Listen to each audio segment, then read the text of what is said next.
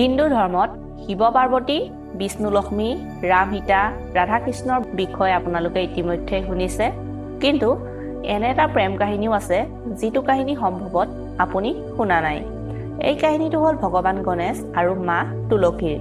বিঘিনিনাশক গণেশে মা তুলসীৰ প্ৰেমক অস্বীকাৰ কৰিছিল আৰু দুখী হৈ তুলসীয়ে গণেশক অভিশাপ দিলে। পৌৰাণিক কাহিনীৰ মতে গণেশে এবাৰ গংগা নদীৰ পাৰত তপস্যা কৰি আছিল আৰু তেতিয়াই তুলসীয়ে বিবাহৰ ইচ্ছাৰে তীৰ্থস্থানসমূহ ভ্ৰমণ কৰি এদিনাখন গংগাৰ পাৰত উপস্থিত হ'লহি আৰু গংগাৰ পাৰত ভগৱান গণেশক তপস্যা কৰি থকাৰ ৰূপ দেখি তুলসী গণেশৰ প্ৰতি মোহিত হৈ পৰিল। তপস্যাৰ সময়ত ভগৱান গণেশে ৰত্নৰে সজ্জিত সিংহাসনত বিৰাজমান আছিল আৰু তেওঁৰ সমস্ত শৰীৰতে চন্দনৰ প্ৰলেপ লগোৱা আছিল। ডিঙিত তেওঁৰ স্বৰ্ণমণি ৰত্ন আৰু কঁকালত ৰেচমৰ পীতাম্বৰে মেৰ খাই আছিল। গণেশৰ এই ৰূপটো দেখি মা তুলসীয়ে গণেশৰ সৈতে বিবাহ কৰিবৰ বাবে মনতে সিদ্ধান্ত ল'লে। তুলসীয়ে ভগৱান গণেশৰ তপস্যা ভংগ কৰি তেওঁৰ সন্মুখত বিবাহৰ প্ৰস্তাৱ ৰাখিলে। তপস্যা ভংগ কৰাৰ খঙতে ভগৱান গণেশে বিবাহৰ প্ৰস্তাৱ প্ৰত্যাখ্যান কৰিলে। মা তুলসীৰ বিবাহৰ প্ৰস্তাৱ প্ৰত্যাখ্যান কৰাৰ কাৰণে গণেশক অভিশাপ দিলে।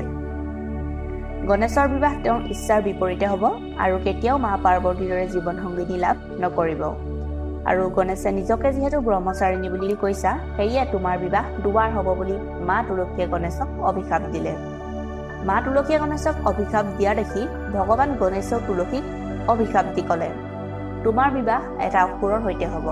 এটা ৰাক্ষসৰ পত্নী হোৱাৰ অভিশাপ শুনি তুলসীয়ে ভগৱান গণেশক ক্ষমা ভিক্ষা মাগিলে।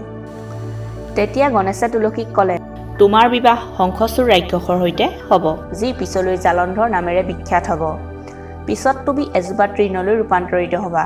ভগৱান বিষ্ণু আৰু শ্ৰীকৃষ্ণৰ প্ৰিয় হোৱাৰ বাবে কলিযুগত তোমাক পৃথিৱীত জীৱন আৰু মুখ্য লাভৰ বাবে ব্যৱহাৰ কৰিব।